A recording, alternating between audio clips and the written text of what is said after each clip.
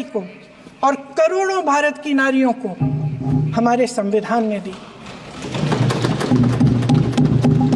आगरा में मैं अरुण वाल्मीकि के घर गई। अरुण वाल्मीकि पुलिस स्टेशन में काम करता था, सफाई का काम करता था। आप सोच सकते हैं हमारी तरह उसका भी परिवार था। नई नई शादी हुई थी, 2-3 महीनों का बच्चा था। पुलिस स्टेशन में चोरी हो गई। चोरी का इल्जाम उस पर लगाया गया। उसके पूरे परिवार को उठाकर पुलिस स्टेशन में ले गए। आप हंस रहे हैं, लेकिन ये गंभीर बात है। और क्या गंभीर बात? शर्म करो, शर्म।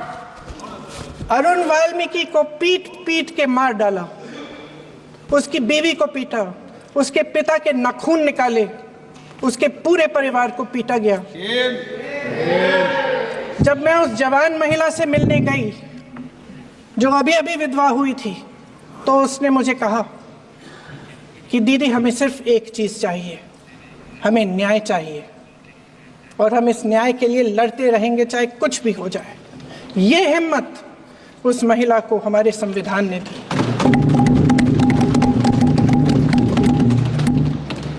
संभल के कुछ लोग आए थे हमसे मिलने जो मृतकों के परिवार के सदस्य थे। उसमें 2 बच्चे थे, अदनान और उजैर। आप सुनिए। उसमें 2 बच्चे थे, अदनान और उजैर। एक बच्चा मेरे बच्चे की उम्र का है, दूसरा उससे छोटा 17 साल का है।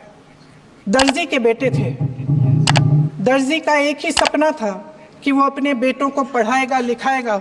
एक बेटा डॉक्टर बनेगा, एक बेटा भी सफल होगा दूसरा बेटा भी अपने जीवन में सफल होगा। उनके पिताजी हर रोज उनको स्कूल छोड़ते थे।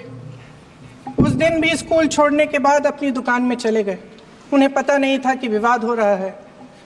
उन्होंने भीड़ देखी, घर आने की कोशिश की तो पुलिस ने गोली से मार डाला। वो 17 साल का बच्चा अदनान मुझसे कहता है, वो 17 साल का बच्चा अदनान मुझसे कहता है कि मैं बड़ा होकर डॉक्टर बन के दिखाऊंगा, मैं अपने पिता का सपना साकार करूंगा। ये सपना, ये आशा उसके दिल में हमारे संविधान ने डाली।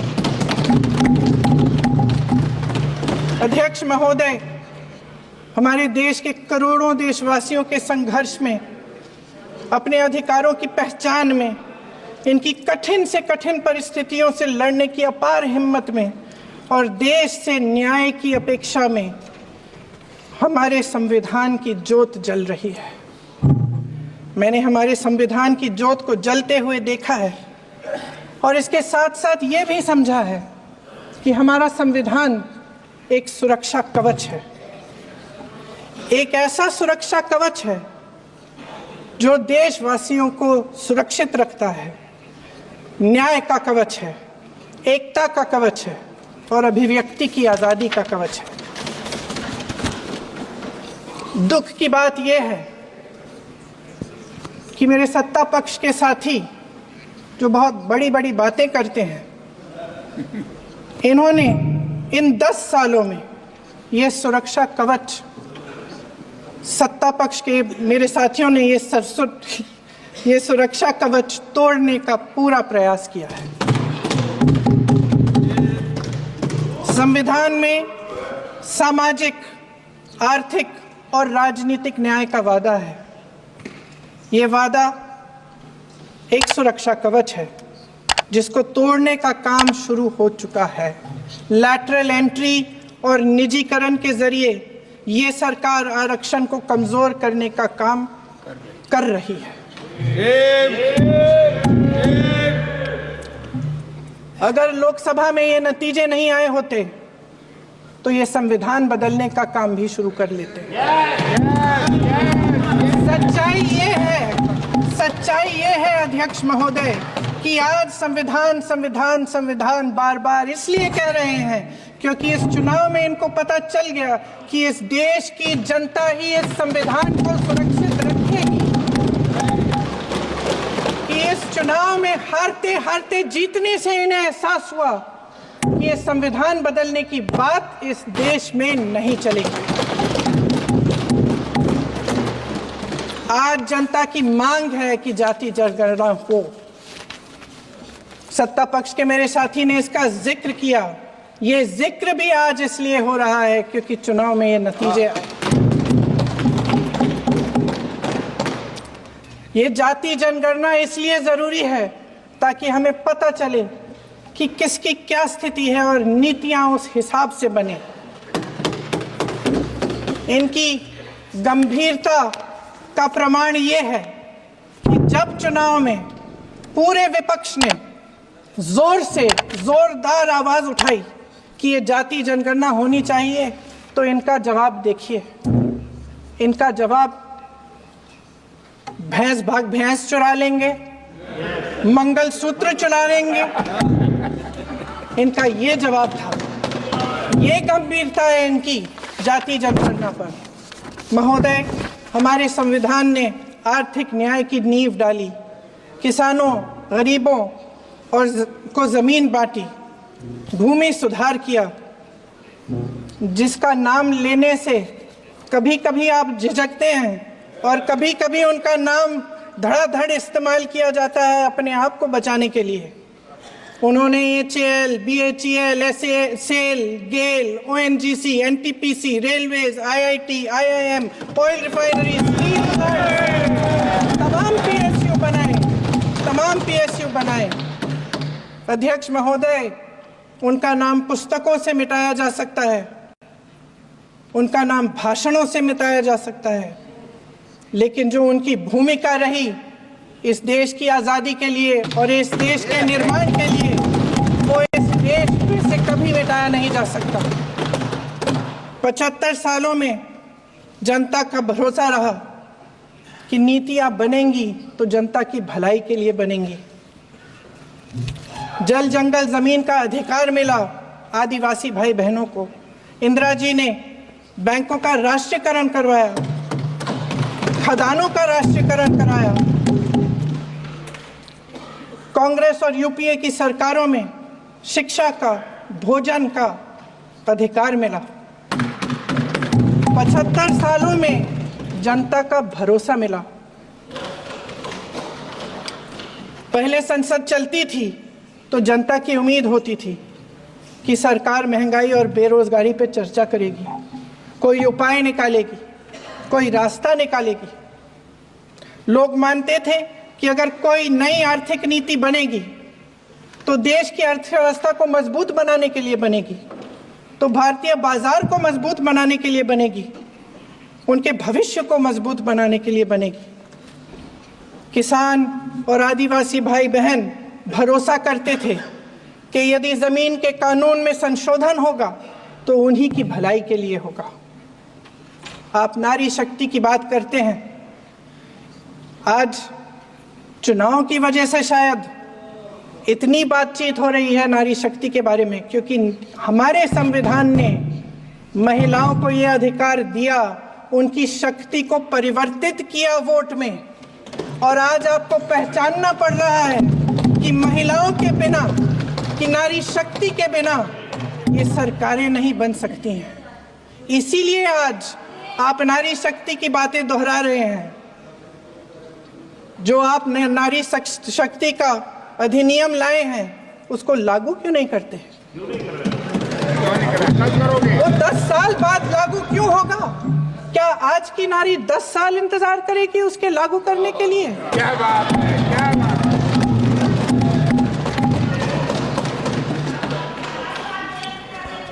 आज संसद में बैठे हुए सत्ता पक्ष के मेरे साथी ज्यादा से ज्यादा अतीत की बातें करते हैं। 1921 में क्या हुआ, कब हुआ, नेहरू जी ने क्या किया। अरे वर्तमान की बात करिए, देश को बताइए आप क्या कर रहे हैं, आपकी जिम्मेदारी क्या है? कि सारी जिम्मेदारी जवाहरलाल नेहरू की है। अध्यक्ष महोदय जी, ये सरकार आर्थिक न्याय का सुरक्षा कवच तोड़ रही है। आज संसद में बैठी ये सरकार बेरोजगारी और महंगाई से जूझ रही हमारी जनता को क्या राहत दे रही है। कृषि के कानून भी बड़े बड़े उद्योगपतियों के लिए बन रहे हैं। सही एमएसपी को छोड़िए, डीएपी तक नहीं मिल रहा है।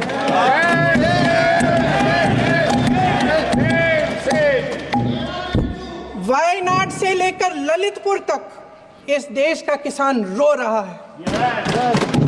आपदा आती है तो उसको कोई राहत नहीं मिलती।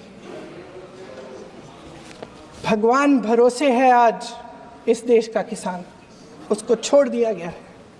आज हिमाचल में देखिए, जितने भी कानून बने हैं वो सब बड़े बड़े उद्योगपतियों के लिए बन रहे हैं। हिमाचल में जो सेब उगता था, उसके जो छोटे छोटे किसान हैं वह रो रहे हैं, क्योंकि एक व्यक्ति के लिए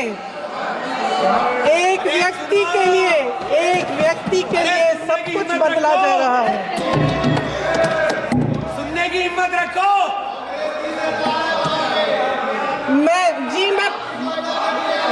अध्यक्ष महोदय जी, अध्यक्ष महोदय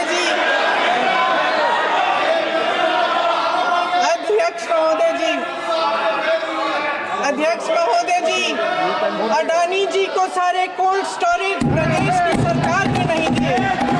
अडानी जी को सारे कोल्ड स्टोरेज आपकी सरकार ने दिए। देश देख रहा है कि एक व्यक्ति को बचाने के लिए 142 करोड़ देश की जनता को नकारा जा रहा है। सारे बिजनेस, सारे संसाधन, सारी दौलत, सारे मौके एक ही व्यक्ति को सौंपे जा रहे हैं।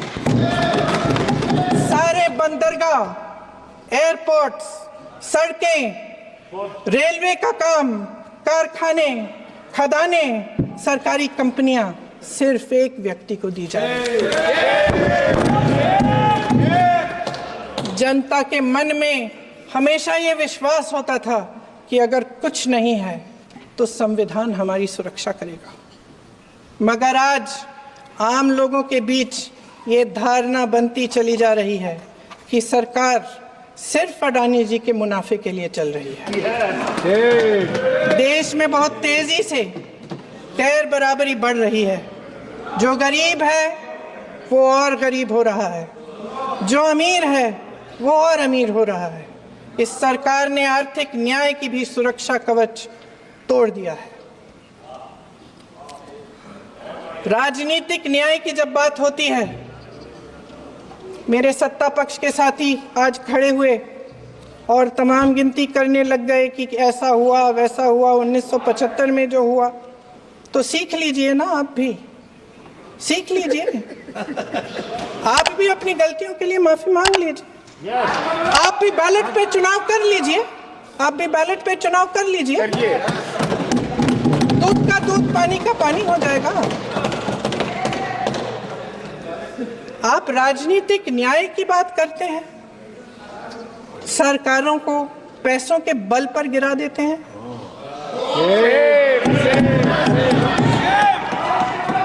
मेरा आग्रह है कि अपन संविधान में सकारात्मक बोले।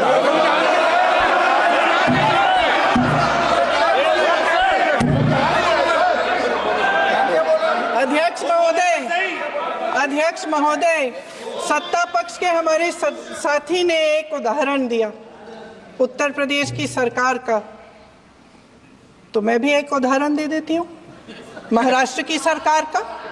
मैं भी एक उदाहरण दे देती हूँ हिमाचल की सरकार को तोड़ने की कोशिश किसने की, पैसों के बल पे की, गोवा की सरकार। तमाम उदाहरण राजस्थान की। क्या ये सरकारें जनता ने नहीं चुनी थी? क्या संविधान इन पर लागू नहीं था? पूरी देश की जनता जानती है कि इनका हंसती है, जानती है कि इनके यहाँ तो वॉशिंग मशीन है।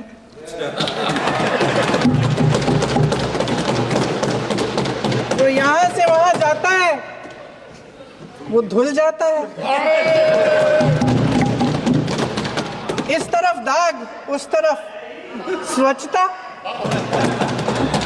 और मेरे कई ऐसे साथी हैं जो इस तरफ होते थे उस तरफ चले गए, मुझे दिख भी रहे हैं, वॉशिंग मशीन में शायद धुल गए हैं। अध्यक्ष महोदय, जहां भाईचारा और अपनापन होता था, जहां हमारे संविधान ने एकता का सुरक्षा कवच दिया था, वहां शक और घृणा के बीज बोए जा रहे हैं। एकता का सुरक्षा कवच तोड़ा जा रहा है। प्रधानमंत्री जी यहाँ सदन में संविधान की किताब को यूं माथे से लगाते हैं, लेकिन संभल में, हाथरस में, मणिपुर में जब न्याय की गुहार आती है, उठती है, तो उनके माथे पे शिकन तक नहीं आता।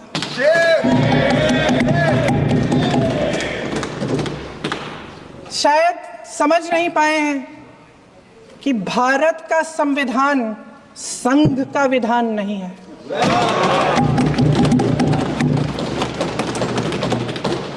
भारत के संविधान ने हमें एकता दी, हमें आपसी प्रेम दिया। उस मोहब्बत की दुकान जिस पर आपको हंसी आती है, उसके साथ करोड़ों देशवासी चले। करोड़ों देशवासियों के दिल में एक दूसरे के लिए प्रेम है, घृणा नहीं है।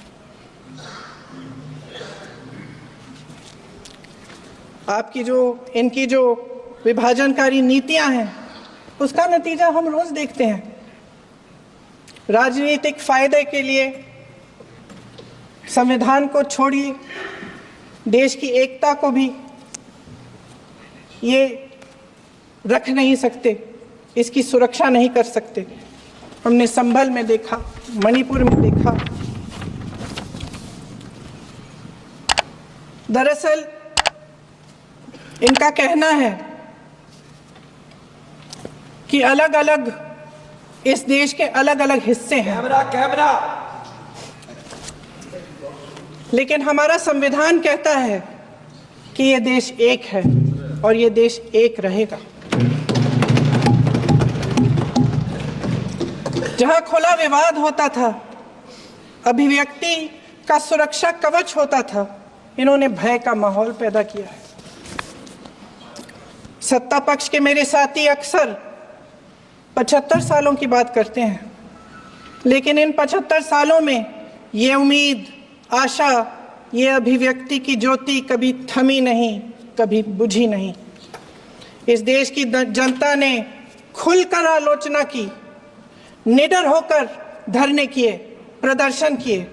जब जब जनता नाराज हुई, तब तब सत्ता को ललकारा, उसे चेतावनी दी, बड़े से बड़े नेताओं को कटघरे में खड़ा किया, उनसे जवाब मांगा, न्याय मांगा।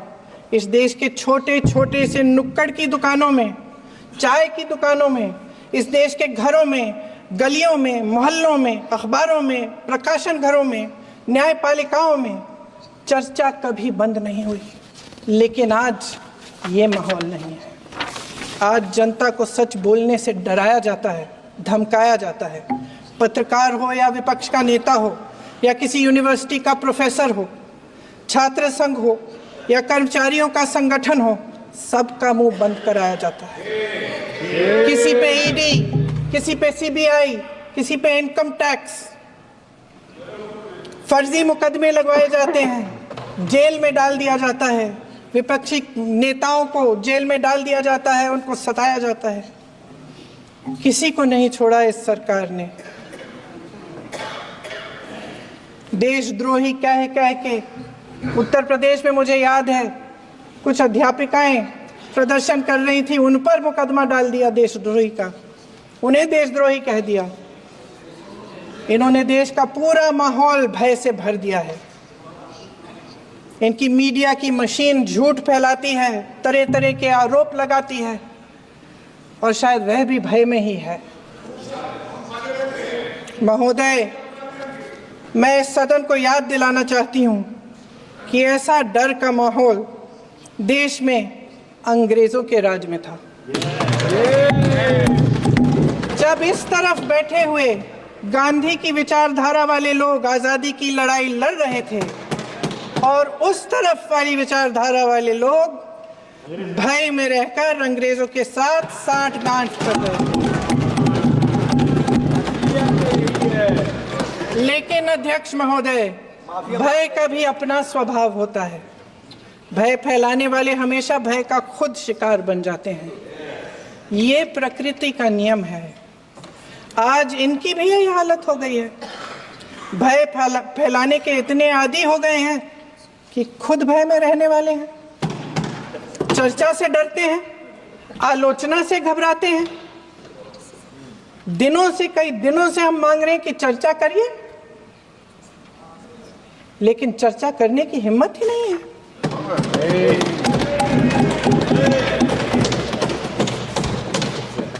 एक कहानी होती थी अध्यक्ष महोदय, शायद बचपन में आपने भी सुनी होगी। राजा भेष बदलकर बाजार में आलोचना सुनने जाता था।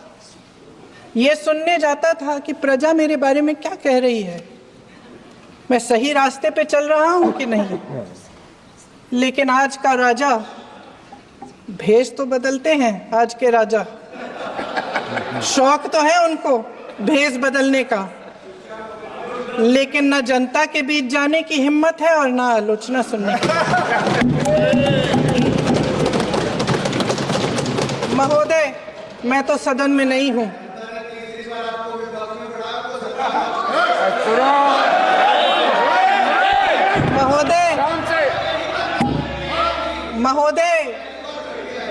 महोदय, जनता में बहुत विवेक है, ये सही है।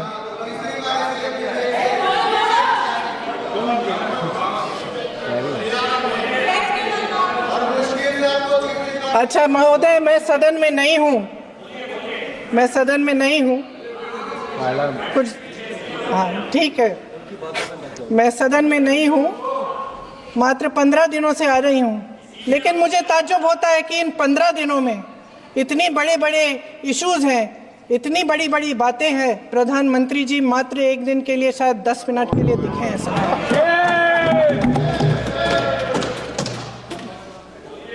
बात यह है अध्यक्ष महोदय जी कि ये देश भय से नहीं, साहस और संघर्ष से बना है। इसको बनाने वाले देश के किसान, जवान, देश के करोड़ों मजदूर और गरीब जनता है। संविधान इनको साहस देता है। मेहनती मिडिल क्लास है और इस देश के जो करोड़ों देशवासी हैं, जो रोजाना भयंकर परिस्थितियों का सामना करते हैं, उनको साहस देता है। वायनाड में जो आपदा आई, उसमें एक छोटा लड़का था 17 साल का। 6 घंटों के लिए उसने अपनी माँ को बचाने की कोशिश की। 6 घंटों के लिए आप सोच सकते हैं कि अगर नदी की धारा बह रही है, नाराज है, आप अपनी माँ को पकड़े हो, 6 घंटों के लिए पकड़े रखते हो कि मेरी माँ बच जाएगी, और अंत में वो माँ भी बह जाती है। उस लड़के का साहस, उन महिलाओं का साहस जो पीड़ित हैं लेकिन फिर भी अपनी लड़ाई लड़ रहे हैं, उन संभल के बच्चों का साहस जिनके पिताजी अभी अभी गुजर गए लेकिन फिर भी उनके सपनों को साकार करने की हिम्मत है, उनका साहस है। वो साहस से संविधान ने दिया है।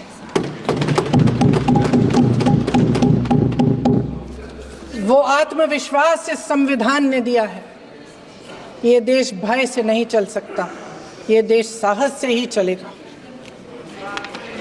भय की भी सीमा होती है, और जब वो सीमा पार हो जाती है, जब किसी को इतना दबाया जाता है कि उसको लगने लगता है कि अब मेरे पास खोने के लिए कुछ नहीं है, तब उसमें एक ऐसी शक्ति पैदा होती है जिसके सामने कोई कायर खड़ा नहीं हो सकता।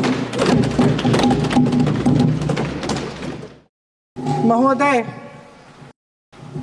हजारों साल पुरानी हमारी देश की धर्म की एक पुरानी परंपरा रही है।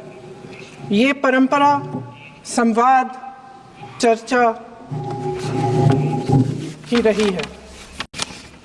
एक गौरवशाली परंपरा है जो दर्शन ग्रंथों में, वेदों में, उपनिषदों में दिखती है।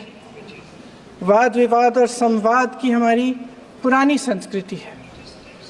अलग अलग धर्मों में भी, इस्लाम में, सूफियों में, बौद्ध धर्म में, जैन धर्म में, सिख धर्म में भी ये वाद संवाद, ये चर्चा बहस, इसकी संस्कृति रही है।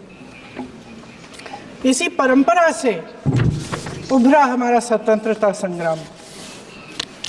हमारा स्वतंत्रता संग्राम विश्व में एक अनोखा संग्राम था, एक अनोखी लड़ाई थी जो अहिंसा और सत्य पर आधारित थी। ये वाद संवाद की जो परंपरा है, इसको इस संग्राम ने आगे कैसे बढ़ाया? क्योंकि ये जो संग्राम था, ये जो लड़ाई थी हमारी आज़ादी के लिए, एक बेहद लोकतांत्रिक लड़ाई थी। इसमें देश के किसान, देश के जवान, देश के मजदूर, देश के अधिवक्ता, देश के बुद्धिजीवी, चाहे किसी भी जाति के हो, चाहे किसी भी धर्म के हों, चाहे किसी भी भाषा को बोलते हों, सब इस स्वतंत्रता संग्राम में शामिल हुए। सब ने हमारे देश की आज़ादी की लड़ाई लड़ी।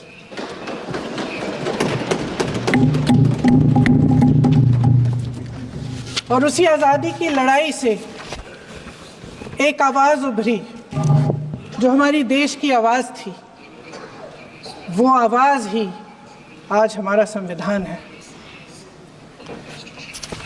साहस की आवाज़ थी, हमारी आज़ादी की आवाज़ थी, और उसी की गूंज ने हमारे संविधान को लिखा और बनाया।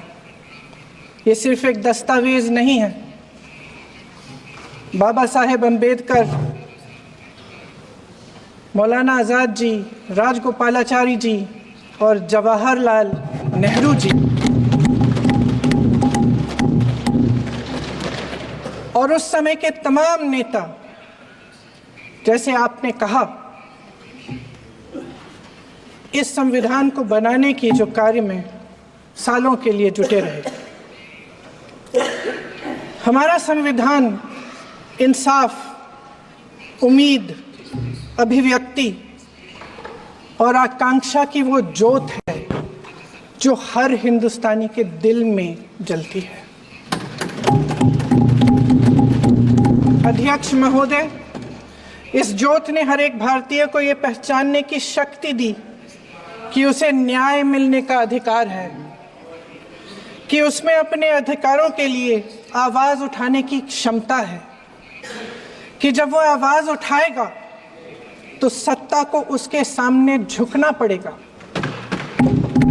इस संविधान ने हर एक देशवासी को ये अधिकार दिया कि वो सरकार बना भी सकता है और सरकार बदल भी सकता है। ये ज्योत जो हर हिंदुस्तानी के दिल में जलती है, उसने हर हिंदुस्तानी को ये विश्वास दिया कि देश की संपत्ति में, देश की दौलत में, संसाधनों में उसका भी हिस्सा है, कि उसे एक सुरक्षित भविष्य की उम्मीद का अधिकार है, कि देश बनाने में भी उसकी भागीदारी है। उम्मीद और आशा की ये ज्योत मैंने देश के कोने कोने में खुद देखी है। उन्नाव में मैं एक रेप पीड़िता के घर गई, उसे जलाकर मार डाला था। वो शायद 20-21 साल की होगी। हम सब के बच्चे हैं। हम सोच सकते हैं कि अगर हमारी बेटी के साथ बार बार बलात्कार हुआ और फिर जब वो अपनी लड़ाई लड़ने के लिए गई तो उसको जलाकर मार डाला गया होता तो हम पर क्या बीतती। मैं उस बच्ची के पिता से मिली। उसके खेत जलाए गए थे, उसके भाइयों को पीटा गया था, उसके पिता को बाहर से, घर के बाहर घसीट कर मारा गया था। उस पिता ने मुझे बताया कि बेटी, मुझे न्याय चाहिए। मेरी बेटी अपने एफआईआर को दर्ज करने के लिए जब जिले में गई तो उसको मना किया गया, अगले जिले में जाना पड़ा उसे। वो रोज सुबह 6 बजे उठकर तैयार होकर अकेली अपने मुकदमे को लड़ने के लिए अगले जिले में ट्रेन से जाती थी। उसके पिता ने मुझे कहा कि मैंने उससे कहा, बेटी अकेले मत जाओ, छोड़ दो ये लड़ाई। लेकिन उसकी बेटी ने उसको जवाब दिया कि नहीं पिताजी, मैं अकेली जाऊंगी, मैं लड़ूंगी, ये मेरी लड़ाई है, मैं इसको लड़ूंगी। ये लड़ने की क्षमता, ये हिम्मत उस लड़की को और करोड़ों भारत की नारियों को हमारे संविधान ने दी। आगरा में मैं अरुण वाल्मीकि के घर गई। अरुण वाल्मीकि पुलिस स्टेशन में काम करता था, सफाई का काम करता था। आप सोच सकते हैं हमारी तरह उसका भी परिवार था। नई नई शादी हुई थी, 2-3 महीनों का बच्चा था। पुलिस स्टेशन में चोरी हो गई। चोरी का इल्जाम उस पर लगाया गया। उसके पूरे परिवार को उठाकर पुलिस स्टेशन में ले गए। आप हंस रहे हैं, लेकिन ये गंभीर बात है। और क्या गंभीर बात। शर्म करो, शर्म। अरुण वाल्मीकि को पीट पीट के मार डाला, उसकी बीवी को पीटा, उसके पिता के नाखून निकाले, उसके पूरे परिवार को पीटा गया। जब मैं उस जवान महिला से मिलने गई जो अभी अभी विधवा हुई थी, तो उसने मुझे कहा कि दीदी, हमें सिर्फ एक चीज चाहिए, हमें न्याय चाहिए और हम इस न्याय के लिए लड़ते रहेंगे, चाहे कुछ भी हो जाए। ये हिम्मत उस महिला को हमारे संविधान ने दी।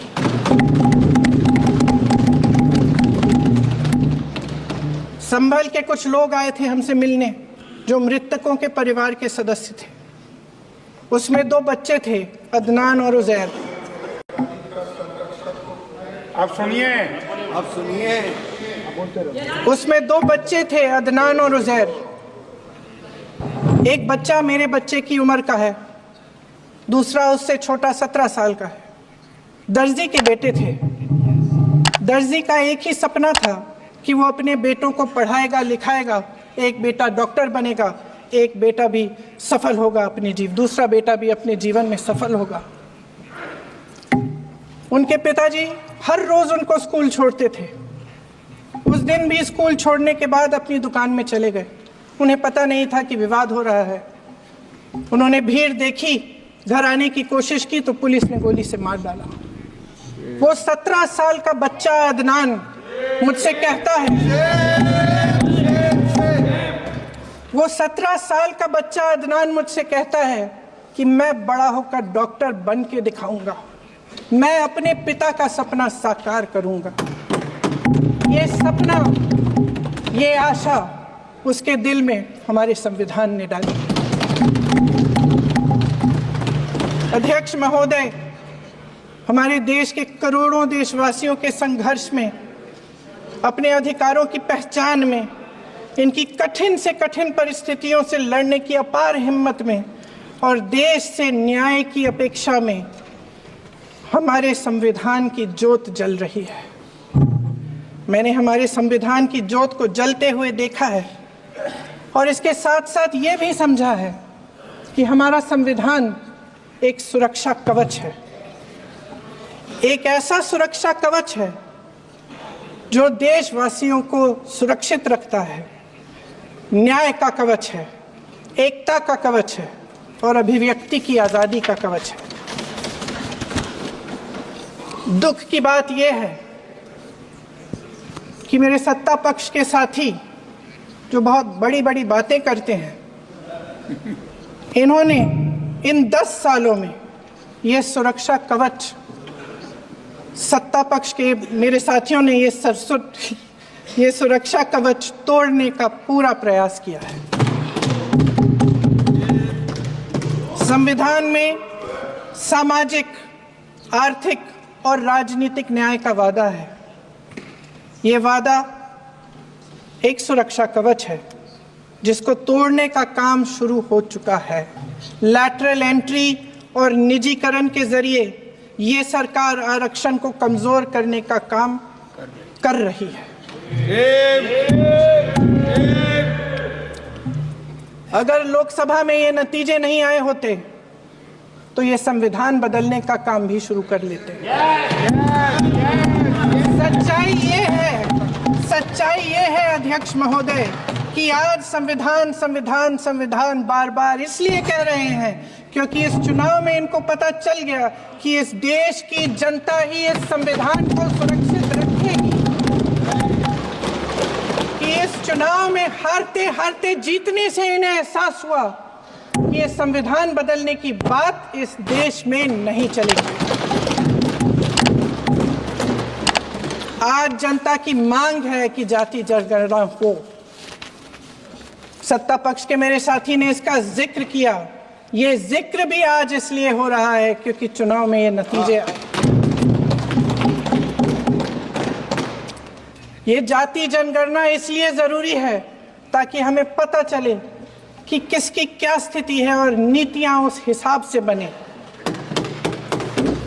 इनकी गंभीरता का प्रमाण ये है कि जब चुनाव में पूरे विपक्ष ने जोरदार आवाज उठाई कि ये जाति जनगणना होनी चाहिए, तो इनका जवाब देखिए।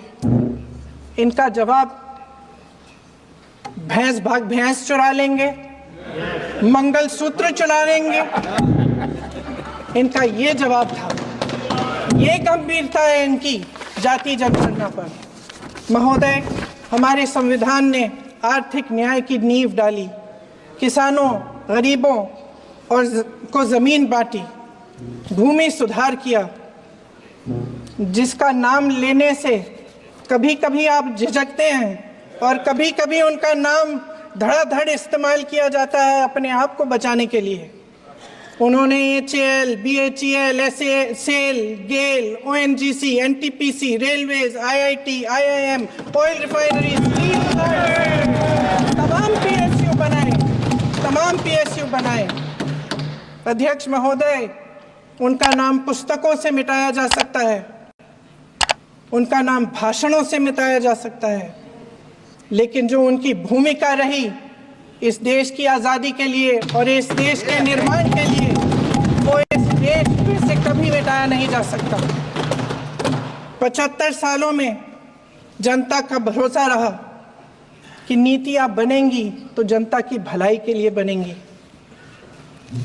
जल जंगल जमीन का अधिकार मिला आदिवासी भाई बहनों को। इंदिरा जी ने बैंकों का राष्ट्रीयकरण करवाया, खदानों का राष्ट्रीयकरण कराया। कांग्रेस और यूपीए की सरकारों में शिक्षा का, भोजन का अधिकार मिला।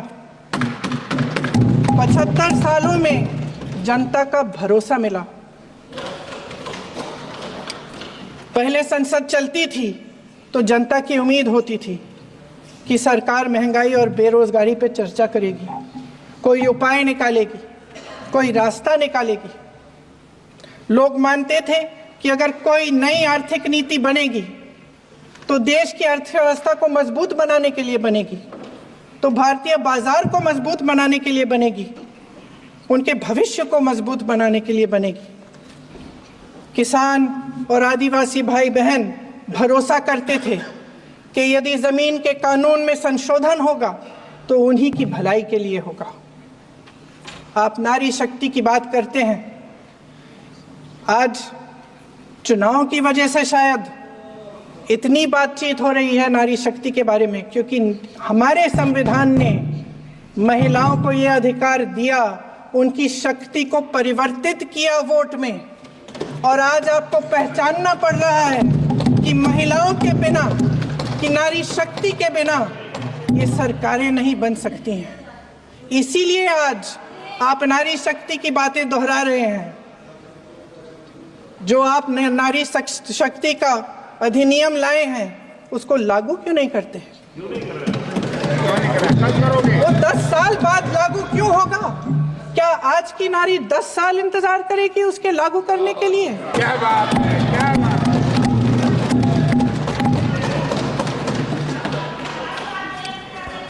आज संसद में बैठे हुए सत्ता पक्ष के मेरे साथी ज्यादा से ज्यादा अतीत की बातें करते हैं। 1921 में क्या हुआ, कब हुआ, नेहरू जी ने क्या किया। अरे वर्तमान की बात करिए, देश को बताइए आप क्या कर रहे हैं, आपकी जिम्मेदारी क्या है। कि सारी जिम्मेदारी जवाहरलाल नेहरू की है। अध्यक्ष महोदय जी, ये सरकार आर्थिक न्याय का सुरक्षा कवच तोड़ रही है। आज संसद में बैठी ये सरकार बेरोजगारी और महंगाई से जूझ रही हमारी जनता को क्या राहत दे रही है। कृषि के कानून भी बड़े बड़े उद्योगपतियों के लिए बन रहे हैं। सही एमएसपी को छोड़िए, डीएपी तक नहीं मिल रहा है।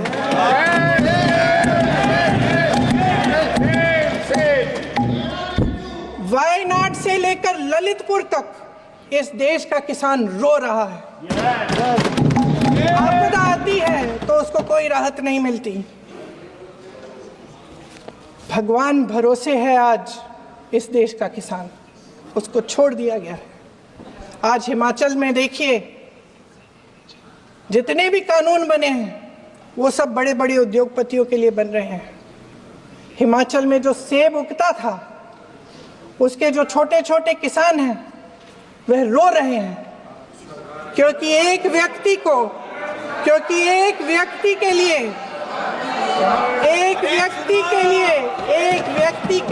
सब कुछ बदला जा रहा है। सुनने की हिम्मत रखो।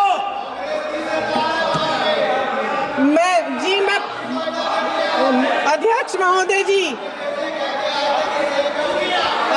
अध्यक्ष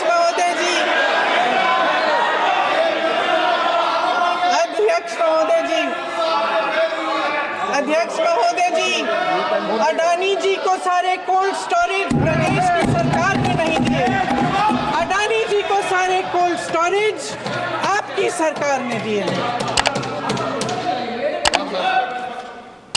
देश देख रहा है कि एक व्यक्ति को बचाने के लिए 142 करोड़ देश की जनता को नकारा जा रहा है। सारे बिजनेस, सारे संसाधन, सारी दौलत, सारे मौके एक ही व्यक्ति को सौंपे जा रहे हैं। सारे बंदरगाह, एयरपोर्ट्स, सड़कें, रेलवे का काम, कारखाने, खदाने, सरकारी कंपनियां सिर्फ एक व्यक्ति को दी जा रही है। जनता के मन में हमेशा ये विश्वास होता था कि अगर कुछ नहीं है तो संविधान हमारी सुरक्षा करेगा, मगर आज आम लोगों के बीच ये धारणा बनती चली जा रही है कि सरकार सिर्फ अडानी जी के मुनाफे के लिए चल रही है। देश में बहुत तेजी से गैर बराबरी बढ़ रही है। जो गरीब है वो और गरीब हो रहा है, जो अमीर है वो और अमीर हो रहा है। इस सरकार ने आर्थिक न्याय की भी सुरक्षा कवच तोड़ दिया है। राजनीतिक न्याय की जब बात होती है, मेरे सत्ता पक्ष के साथी आज खड़े हुए और तमाम गिनती करने लग गए कि ऐसा हुआ वैसा हुआ 1975 में जो हुआ। तो सीख लीजिए ना, आप भी सीख लीजिए। आप भी अपनी गलतियों के लिए माफी मांग लीजिए। आप भी बैलेट पे चुनाव कर लीजिए। दूध का दूध, पानी का पानी हो जाएगा। आप राजनीतिक न्याय की बात करते हैं, सरकारों को पैसों के बल पर गिरा देते हैं।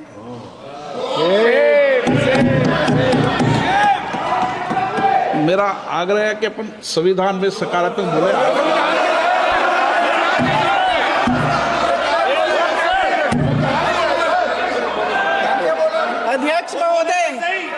अध्यक्ष महोदय, सत्ता पक्ष के हमारे साथी ने एक उदाहरण दिया उत्तर प्रदेश की सरकार का, तो मैं भी एक उदाहरण दे देती हूँ। महाराष्ट्र की सरकार का। मैं भी एक उदाहरण दे देती हूँ। हिमाचल की सरकार को तोड़ने की कोशिश किसने की? पैसों के बल पे की। गोवा की सरकार, तमाम उदाहरण है। राजस्थान की, क्या ये सरकारें जनता ने नहीं चुनी थी? क्या संविधान इन पर लागू नहीं था? पूरी देश की जनता जानती है कि इनका, हंसती है, जानती है कि इनके यहाँ तो वॉशिंग मशीन है।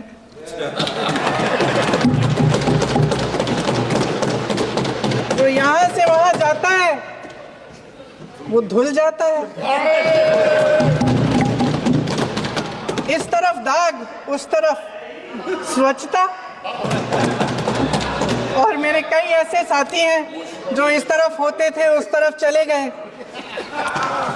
मुझे दिख भी रहे हैं, वॉशिंग मशीन में शायद धुल गए हैं। अध्यक्ष महोदय, जहां भाईचारा और अपनापन होता था, जहां हमारे संविधान ने एकता का सुरक्षा कवच दिया था, वहां शक और घृणा के बीज बोए जा रहे हैं। एकता का सुरक्षा कवच तोड़ा जा रहा है। प्रधानमंत्री जी यहाँ सदन में संविधान की किताब को यूं माथे से लगाते हैं, लेकिन संभल में, हाथरस में, मणिपुर में जब न्याय की गुहार आती है, उठती है, तो उनके माथे पे शिकन तक नहीं आता।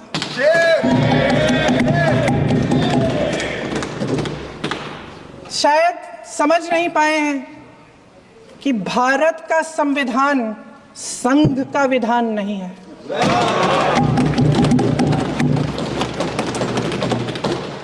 भारत के संविधान ने हमें एकता दी, हमें आपसी प्रेम दिया।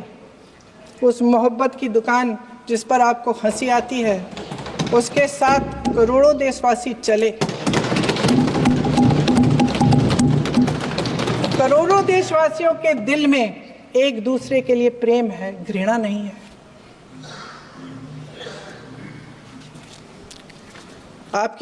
इनकी जो विभाजनकारी नीतियां हैं, उसका नतीजा हम रोज देखते हैं।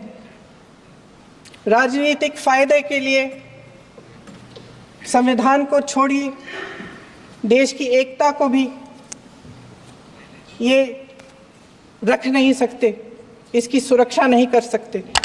हमने संभल में देखा, मणिपुर में देखा। दरअसल इनका कहना है कि अलग अलग, इस देश के अलग अलग हिस्से हैं। कैमरा। लेकिन हमारा संविधान कहता है कि ये देश एक है और ये देश एक रहेगा। जहां खुला विवाद होता था, अभिव्यक्ति का सुरक्षा कवच होता था, इन्होंने भय का माहौल पैदा किया है। सत्ता पक्ष के मेरे साथी अक्सर 75 सालों की बात करते हैं, लेकिन इन 75 सालों में ये उम्मीद, आशा, ये अभिव्यक्ति की ज्योति कभी थमी नहीं, कभी बुझी नहीं। इस देश की जनता ने खुलकर आलोचना की, निडर होकर धरने किए, प्रदर्शन किए। जब जब जनता नाराज हुई, तब तब सत्ता को ललकारा, उसे चेतावनी दी, बड़े से बड़े नेताओं को कटघरे में खड़ा किया, उनसे जवाब मांगा, न्याय मांगा। इस देश के छोटे छोटे से नुक्कड़ की दुकानों में, चाय की दुकानों में, इस देश के घरों में, गलियों में, मोहल्लों में, अखबारों में, प्रकाशन घरों में, न्यायपालिकाओं में चर्चा कभी बंद नहीं हुई। लेकिन आज ये माहौल नहीं है। आज जनता को सच बोलने से डराया जाता है, धमकाया जाता है। पत्रकार हो या विपक्ष का नेता हो या किसी यूनिवर्सिटी का प्रोफेसर हो, छात्र संघ हो या कर्मचारियों का संगठन हो, सबका मुंह बंद कराया जाता है। किसी पे ईडी, किसी पे सीबीआई, किसी पे इनकम टैक्स, फर्जी मुकदमे लगवाए जाते हैं, जेल में डाल दिया जाता है। विपक्षी नेताओं को जेल में डाल दिया जाता है, उनको सताया जाता है। किसी को नहीं छोड़ा इस सरकार ने। देशद्रोही कह कह के उत्तर प्रदेश में मुझे याद है कुछ अध्यापिकाएं प्रदर्शन कर रही थी, उन पर मुकदमा डाल दिया देशद्रोही का, उन्हें देशद्रोही कह दिया। इन्होंने देश का पूरा माहौल भय से भर दिया है। इनकी मीडिया की मशीन झूठ फैलाती है, तरह तरह के आरोप लगाती है, और शायद वह भी भय में ही है। महोदय, मैं इस सदन को याद दिलाना चाहती हूं कि ऐसा डर का माहौल देश में अंग्रेजों के राज में था। जब इस तरफ बैठे हुए गांधी की विचारधारा वाले लोग आजादी की लड़ाई लड़ रहे थे और उस तरफ वाली विचारधारा वाले लोग भय में रहकर अंग्रेजों के साथ साठगांठ कर रहे थे। लेकिन अध्यक्ष महोदय, भय का भी अपना स्वभाव होता है। भय फैलाने वाले हमेशा भय का खुद शिकार बन जाते हैं। ये प्रकृति का नियम है। आज इनकी भी यही हालत हो गई है। भय फैलाने के इतने आदी हो गए हैं कि खुद भय में रहने वाले हैं। चर्चा से डरते हैं, आलोचना से घबराते हैं। कई दिनों से हम मांग रहे हैं कि चर्चा करिए, लेकिन चर्चा करने की हिम्मत ही नहीं है।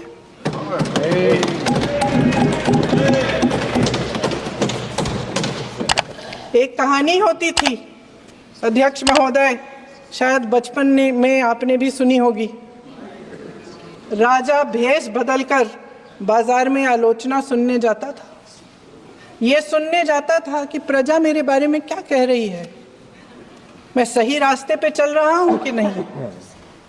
लेकिन आज का राजा, भेष तो बदलते हैं आज के राजा, शौक तो है उनको भेष बदलने का, लेकिन न जनता के बीच जाने की हिम्मत है और न आलोचना सुनने की।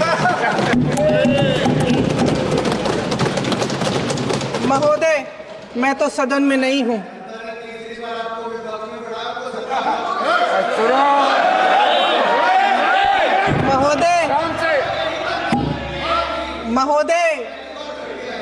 महोदय, जनता में बहुत विवेक है, ये सही है।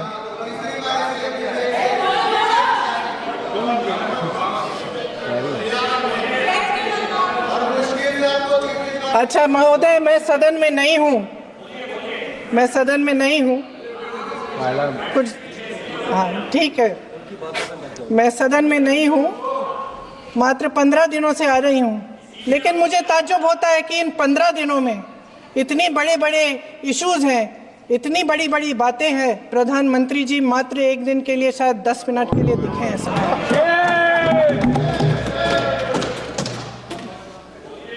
बात यह है अध्यक्ष महोदय जी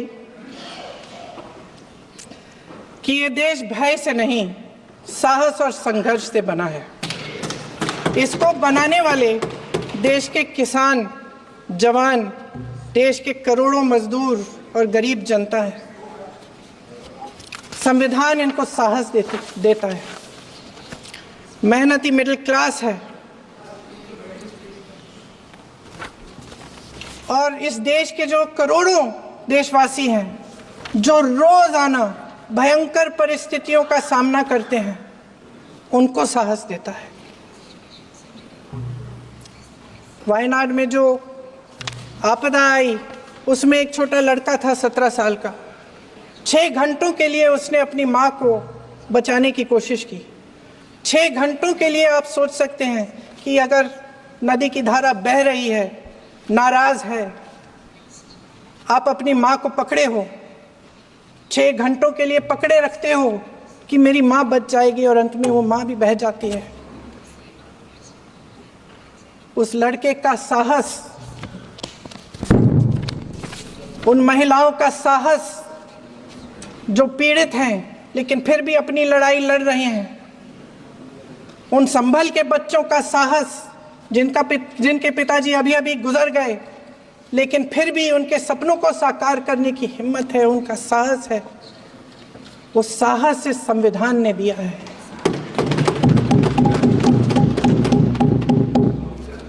वो आत्मविश्वास इस संविधान ने दिया है। ये देश भय से नहीं चल सकता, ये देश साहस से ही चलेगा।